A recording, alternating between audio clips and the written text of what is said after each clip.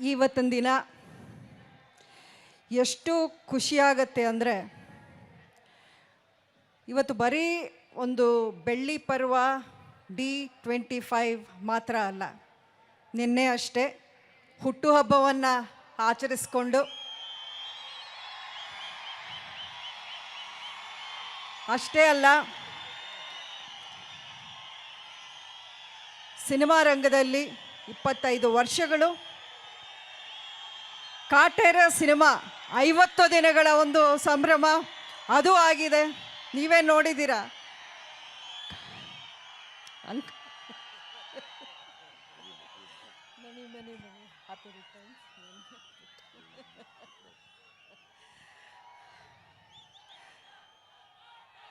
Kaatera ಸಿನಿಮಾದು pre release ಒಂದು ಕಾರ್ಯಕ್ರಮ ಮಂಡ್ಯದಲ್ಲೇ ನಡೆಯಿತು. ಆ ಸಮಯದಲ್ಲೇ ನಾನು ಹೇಳಿದ್ದೆ, ಈ ಸಿನಿಮಾ ರಿಲೀಸ್ ಆಗಿ ದೊಡ್ಡ ಹಿಟ್ ಆಗೇ ಆಗುತ್ತೆ. ಆ ಒಂದು ಸಂಭ್ರಮವನ್ನು ನಾವು ಮತ್ತೆ ಮಂಡ್ಯದಲ್ಲೇ ಮಾಡ್ತೀವಿ ಅನ್ನೋವಂಥ ಮಾತನ್ನು ಹೇಳಿದ್ದೆ. ಅದು ಈಗ ನಿಜಾನೇ ಆಯಿತು ನೋಡಿ. ನಿಮ್ಮೆಲ್ಲರ ಒಂದು ನಿರೀಕ್ಷೆಗಿಂತಲೂ ಒಂದು ಒಳ್ಳೆ ಸಿನಿಮಾ, ಒಳ್ಳೆ ಒಂದು ಪಾತ್ರ, ಅದಕ್ಕಿಂತ ಒಳ್ಳೆ ನಟನೆ ಅದರಲ್ಲಿ ದರ್ಶನ್ ಮಾಡಿ ಅವರ ಒಂದು ಈ ಒಂದು ಸಿನಿಮಾಗಳ ಒಂದು ಪಟ್ಟಿಗೆ ಕಾಟೇರ ಎಲ್ಲೋ ಕರ್ಕೊಂಡೋಗಿ ಕೂರಿಸ್ಬಿಟ್ಟಿದೆ. ದರ್ಶನ್ 25 ವರ್ಷ ಅಂದರೆ ಅದೇನೋ ಸಾಧಾರಣವಾಗಿ 25 ವರ್ಷಗಳು ಏನೋ ಹಾಗೆ ಕಳೆದೋಗಿ ಬಂದಿದ್ದ ಒಂದು ಜರ್ನಿ ಅಲ್ಲ. ಅದು ಒಂದು ಹೆಮ್ಮೆಯ ವಿಷಯ ನನಗೇನೆಂದರೆ, ದರ್ಶನ್ ಹೀರೋ ಆಗಿ ಮೊದಲನೆಯ ಹೆಜ್ಜೆ ಮೆಜೆಸ್ಟಿಕ್ ಚಿತ್ರದ ಪೂಜಾ ಸಮಾರಂಭಕ್ಕೆ ನಾನು ಅಂಬರೀಷ್ ಅವರು ಆ ಪೂಜೆಗೆ ಹೋಗಿ, ನಮ್ಮ ಮನೆ ಪಕ್ಕನೇ ವೆಂಕಟೇಶ್ವರ ಸ್ವಾಮಿ ದೇವಸ್ಥಾನ, ಅದರಲ್ಲಿ ಆ ಮುಹೂರ್ತದ ಒಂದು ಸಮಾರಂಭಕ್ಕೆ ನಾವು ಹೋಗಿದ್ವಿ. ದರ್ಶನ್ ಆವಾಗಿನೇನು ಚಿಕ್ಕ ಹುಡುಗ, 22-23 ವಯಸ್ಸೇನು. ಈಗಲೂ 27 ಅಷ್ಟೇ ಕಾಣ್ತಿದೆಯಾ ಬಿಡು, 47 ಏನು ಕಾಣಿಸ್ತಿಲ್ಲ ಅಲ್ವಾ? ಕರೆಕ್ಟಾ? ಸೊ 47 ಅಂತ ಎಲ್ಲರೂ ಹೇಳೋಕೆ ಹೋಗಬೇಡಿ, ಅವ್ನಿಗಿನ್ನೂ 27 ನನ್ನ ಪ್ರಕಾರ. ಯಾಕೆಂದರೆ ನಾನು ತಾಯಿಗೆ ಯಾವಾಗಲೂ ಮಕ್ಕಳ ಥರನೇ ಕಾಣ್ತಾರೆ ದೊಡ್ಡವರಾಗಿ ಬೆಳೆದ ಮೇಲೂ. ಈ 25 ವರ್ಷಗಳಲ್ಲಿ ಚಾಲೆಂಜಿಂಗ್ ಸ್ಟಾರ್ ಅಂದರೆ ಬರೀ ಅವರು ಬೇರೆಯವ್ರನ್ನ ಚಾಲೆಂಜ್ ಮಾಡಿದ್ದಲ್ಲ, ಅವ್ರ ಲೈಫಲ್ಲಿ ಎಷ್ಟು ಸವಾಲುಗಳನ್ನು ಎದುರಿಸಿ ಈ ಒಂದು 25 ವರ್ಷಗಳ ಒಂದು ಸಾಧನೆ ಅಂತ ಇವತ್ತು ಏನು ನಿಂತ್ಕೊಂಡಿದ್ದಾರೆ, ಅದರ ಹಿಂದೆ ಎಷ್ಟು ಕಷ್ಟ, ಎಷ್ಟು ಶ್ರಮ, ಎಷ್ಟು ಪ್ರೀತಿಯನ್ನು ಅವರು ಗಳಿಸಿದ್ದಾರೆ ಅಭಿಮಾನಿಗಳ ಹತ್ರ ಅನ್ನೋದನ್ನು ಎಂದಿಗೂ ಮರೆಯೋಕ್ಕೆ ಸಾಧ್ಯ ಇಲ್ಲ. ನಿಜಕ್ಕೂ ಒಬ್ಬರ ಪಬ್ಲಿಕ್ ಲೈಫಲ್ಲಿರೋರು, ಅದು ಸಿನಿಮಾ ರಂಗ ಆಗಿರ್ಬೋದು, ರಾಜಕೀಯ ಒಂದು ರಂಗ ಇರ್ಬೋದು, ಯಾವ ರೀತಿ ಬೇರೆಯವ್ರಿಗೆ ಒಂದು ರೋಲ್ ಮಾಡೆಲ್ ಆಗಬೇಕು ಅನ್ನೋದು ನಾವು ನೋಡ್ಕೊಂಡು ಬರ್ತಾಯಿದ್ದೀವಿ. ನಮ್ಮ ಹೆಮ್ಮೆಯ ಡಾಕ್ಟರ್ ರಾಜ್ ಅವರಿರ್ಬೋದು, ವಿಷ್ಣುವರ್ಧನ್ ಇರ್ಬೋದು, ಅಂಬರೀಷ್ ಅವರಿರ್ಬೋದು, ಅವರೆಲ್ಲರ ಜೀವನ ಒಂದು ಸಂದೇಶವಾಗೇ ಇತ್ತು. ಇವತ್ತು ಅಭಿಮಾನಿಗಳು ನೀವು ಇಷ್ಟು ಜನ ಅವ್ರನ್ನ ಇಲ್ಲಿ ಸೇರಿ ಅವ್ರ ಜೊತೆಲಿ ನೀವು ಸೆಲೆಬ್ರೇಟ್ ಮಾಡ್ತಾ ಇದ್ದೀರಾ. ಜೊತೆಗೆ ಅವರ ಜೀವನದಲ್ಲಿ, ದರ್ಶನ್ ಜೀವನದಲ್ಲಿ ಯಾವ ರೀತಿ ಅವರು ಕಷ್ಟಪಟ್ಟು ಇವತ್ತು ಈ ಎತ್ತರಕ್ಕೆ ಅವರು ಬೆಳೆದಿದ್ದಾರೆ ಅನ್ನೋದನ್ನು ನೀವು ಯಾವತ್ತೂ ಮರೆಯಬಾರ್ದು. ನಿಮಗೂ ಅದೊಂದು ಸಂದೇಶವಾಗಿರಬೇಕು ಅವರ ಜೀವನವೂ. ನಿನ್ನೆ ನಾನು ಹುಟ್ಟುಹಬ್ಬದ ಸಂದರ್ಭದಲ್ಲಿ ಒಂದಷ್ಟು TV ಇದರಲ್ಲಿ ನಾನು ನೋಡ್ತಾ ಇದ್ದೆ. ಅವರು ಎಲ್ಲ ಅಭಿಮಾನಿಗಳ ಹತ್ರನೂ ಕೇಳ್ಕೊಂಡಿದ್ದಾರೆ, ನನಗೆ ಯಾರು ಕೇಕ್ ತರಬೇಡಿ, ಹಾರ ತರಬೇಡಿ, ನಿಮ್ಗೆ ಇಷ್ಟ ಇದ್ದರೆ ನೀವು ಬೇರೆಯವ್ರಿಗೆ, ಬಡವರಿಗೆ ಉಪಯೋಗ ಆಗೋ ಅಂಥದ್ದನ್ನು, ಅಂದರೆ ಅಕ್ಕಿ ಇರ್ಬೋದು, ಇನ್ನೊಂದಿರ್ಬೋದು, ಆ ರೀತಿ ನಾನು ತಗೊಂಬಂದು ಕೊಡಿ, ನಾನು ಎಲ್ಲರಿಗೂ ಹಂಚ್ತೀನಿ ಅಂದರು. ಅಂದರೆ ಇದರ ಅರ್ಥ ಏನು? ಅದನ್ನು ಬೇರೆಯವ್ರು ತಂದು ಕೊಟ್ಟರೆ ಮಾತ್ರ ದರ್ಶನ್ ಅದನ್ನು ಹಂಚಬೇಕು ಅಂತೇನಿಲ್ಲ. ದರ್ಶನ್ ತಾನಾಗೆ ಮಾಡ್ತಾರೆ ಅದನ್ನೆಲ್ಲ. ಬಟ್ ನಿಮಗೂ ಅದೇ ಅಭ್ಯಾಸ ಆಗಬೇಕು ಅನ್ನೋ ಒಂದು ಉದ್ದೇಶಕ್ಕೆ ಮಾತ್ರ ಅದನ್ನು ಮಾಡ್ತಾ ಇರೋದು. ಅದಕ್ಕಿಂತ ಇನ್ನೇನು ಬೇಕು? ಒಬ್ಬ ತಾಯಿಗೆ ಇಲ್ಲಿ ನಿಂತ್ಕೊಂಡು ನಾನು ಮಾತಾಡ್ತೀನಿ ಅಂದರೆ ಅಷ್ಟೇ ನಾನು ಹೆಮ್ಮೆ ಪಡ್ತೀನಿ. 25 ವರ್ಷಗಳ ಅವರ ಒಂದು ಪ್ರಯಾಣ ನೋಡಿ. ಮಕ್ಕಳ ಯಶಸ್ವಿಗಿಂತ ಯಾವುದೇ ತಾಯಿ ಇನ್ನೇನೂ ಬಯಸಲ್ಲ, ಏನೂ ಎದುರು ನೋಡಲ್ಲ. ಬಟ್ ನಾನು ಎದುರು ನೋಡಿದ್ದಕ್ಕಿಂತ ದರ್ಶನ್ ನನ್ನ ಜೊತೆಗೆ ನನ್ನ ಬೆನ್ನೆಲುಬಾಗಿ ನಿಂತಿದ್ದಾರೆ. ನನಗೆ ಮಾತ್ರ ಅಲ್ಲ, ಅಭಿಷೇಕ್ಗೂ ಒಬ್ಬ ದೊಡ್ಡಣ್ಣನಾಗಿ ಅವರು ಅಡ್ವೈಸ್ ಮಾಡ್ತಾರೆ, ಬೈತಾರೆ, ಒಳ್ಳೇದು ಕೆಟ್ಟದು ಎಲ್ಲ ಗೈಡ್ ಮಾಡ್ತಾರೆ.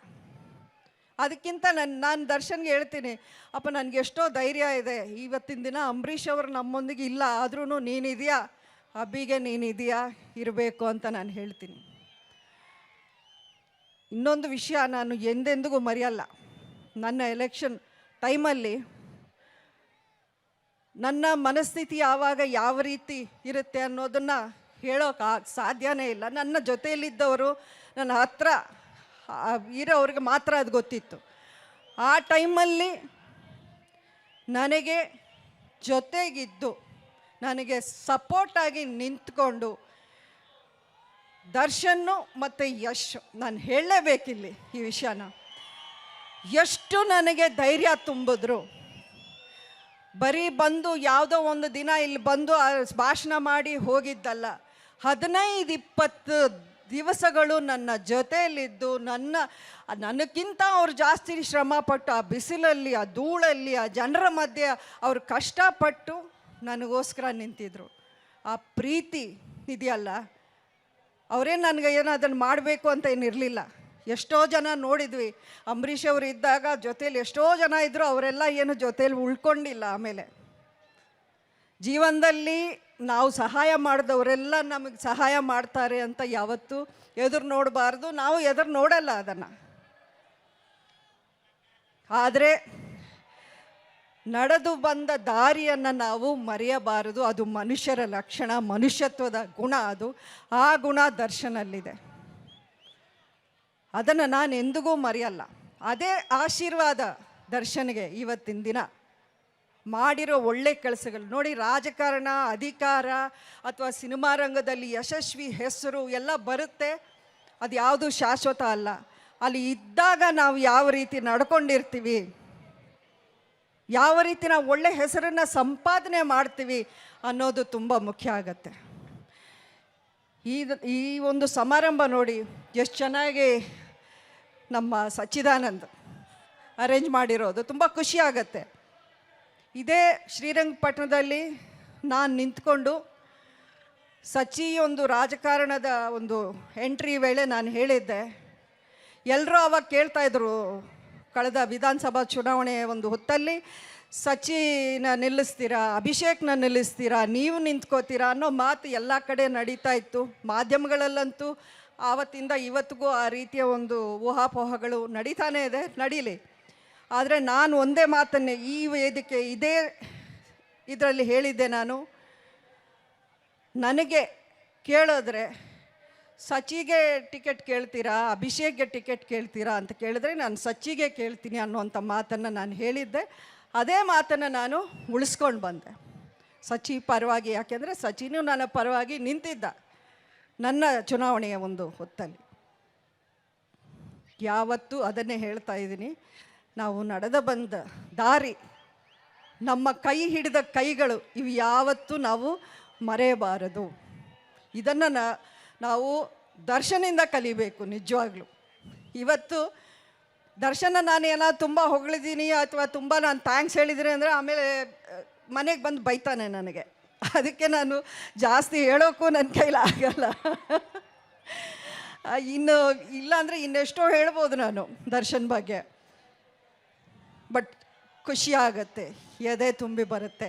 ದರ್ಶನಿಗೆ ಆ ದೇವರು ಎಲ್ಲ ಕೊಟ್ಟಿದ್ದಾನೆ, ನಾವೇನು ಕೇಳೋದು? ಅವನಿಗೆ ಎಲ್ಲ ರೀತಿಯ ಸಕ್ಸಸ್, ಒಳ್ಳೆ ಹೆಸರು, ಕೋಟ್ಯಾಂತರ ಜನ ಅಭಿಮಾನಿಗಳು ಎಲ್ಲ ಕೊಟ್ಟಿದ್ದಾರೆ. ನಾನು ಕೇಳೋದು ನೆಮ್ಮದಿಯಿಂದ ಸಂತೋಷದಿಂದ ಇರಬೇಕು, 100 ವರ್ಷ ಹೀಗೆ ಇರಬೇಕು, ಎಲ್ಲರನ್ನ ಜೊತೆಗೂಡಿಸ್ಕೊಂಡು ಎಲ್ರಿಗೂ ಸಪೋರ್ಟ್ ಮಾಡುವಂಥ ಒಂದು ಗುಣ ಇದೆಯಲ್ಲ, ಅದನ್ನು ಹಾಗೆ ಉಳಿಸ್ಕೋಬೇಕು. ಬೇರೆಯವ್ರನ್ನೂ ಬೆಳೆಸೋವಂಥ ಗುಣ ನಾನು ಬರೀ ಅಂಬರೀಷ್ ಅವರೆಲ್ಲ ಒಬ್ಬರಲ್ಲೇ ನೋಡಿದ್ದೀನಿ, ಅದಾದಮೇಲೆ ದರ್ಶನಲ್ಲಿ ನೋಡ್ತಾ ಇದ್ದೀನಿ. ಅದೇ ಗುಣ ನನಗೆ ತುಂಬ ತುಂಬ ಇಷ್ಟ ಆಗಿತ್ತು ದರ್ಶನಲ್ಲಿ. ಇದೇ ಇನ್ನು ಅದೇ ಹೇಳ್ಕೊಂಡೋದ್ರೆ ದರ್ಶನ್ ಬಗ್ಗೆ ನಾನು ಇಡೀ ರಾತ್ರಿ ಹೇಳ್ಬೋದು, ಆದರೆ ಬೇಡ, ಎಲ್ರಿಗೂ ಮಾತಾಡೋ ಒಂದು ಅವಕಾಶ ಇರಲಿ. ಯಾವತ್ತೂ ಒಳ್ಳೆಯದನ್ನು ಮಾಡೋರಿಗೆ ಭಗವಂತ ಒಳ್ಳೆಯದನ್ನೇ ಕೊಡ್ತಾನೆ ಅನ್ನೋ ಮಾತನ್ನು ನಾನು ತುಂಬ ದೃಢವಾಗಿ ನಂಬಿದ್ದೀನಿ. ನನ್ನ ಸುತ್ತಲೂ ಎಲ್ಲ ಒಳ್ಳೆಯವರೇ ಇದ್ದಾರೆ, ಅದನ್ನು ನಾನು ನಂಬಿದ್ದೀನಿ.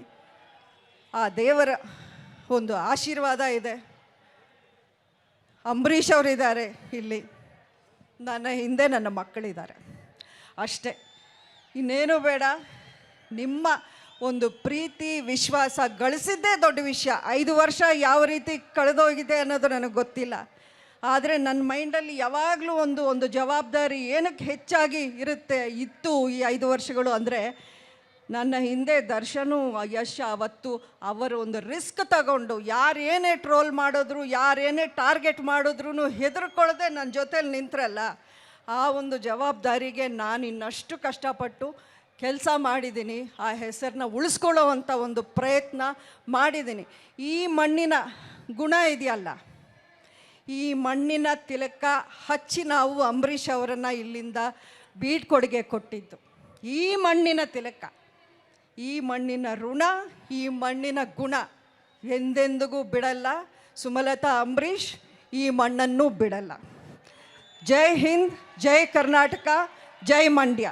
ಸ್ವಾದಿಷ್ಟತೆಯ ಸ್ವಾದ, ತಾಜಾತನದ ಆಹ್ಲಾದ, ಉತ್ತಮ ಆರೋಗ್ಯ ಮತ್ತು ಹೆಚ್ಚಿನ ರೋಗ ನಿರೋಧಕ ಶಕ್ತಿಯ ವೃದ್ಧಿಗೆ ಈಗ ನಿಮಗೆ ಸಿಗುತ್ತಿದೆ ಉತ್ತಮ ಗುಣಮಟ್ಟದ ಪೌಷ್ಟಿಕಾಂಶ Shri Vaidik millet health mix. ಇದು ಸಿರಿಧಾನ್ಯಗಳ ಸಂಪತ್ತು.